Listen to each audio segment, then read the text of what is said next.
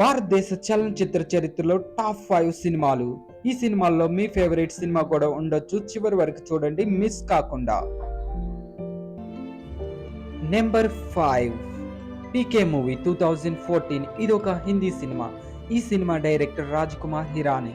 ఈ సినిమా ప్రత్యేకత ఏంటంటే సాంకేతికంగా సరికొత్తగా చూపించడంతో పాటు సినిమాలో సోషల్ మెసేజ్ మరియు కామెడీని ఏలియన్స్ నేపథ్యంలో చూపించడం వల్ల ఈ సినిమా ప్రేక్షకుల్ని ఆకట్టుకుంది. Number 4 Dangal movie 2016.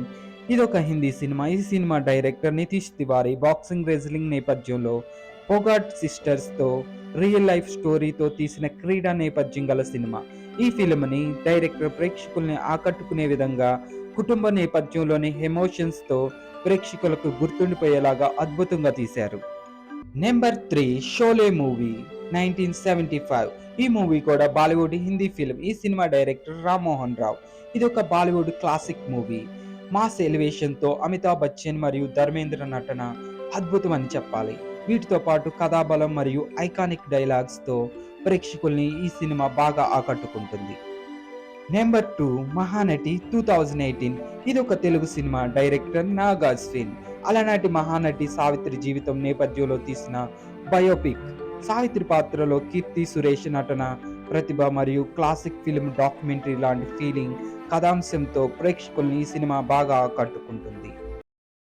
Number 1 movie ఏంటనేది తెలుసుకునే ముందు మీరు ఆ సినిమాని గెస్ చేయండి. కరెక్ట్గా గెస్ చేసిన వారు కామెంట్ చేయండి.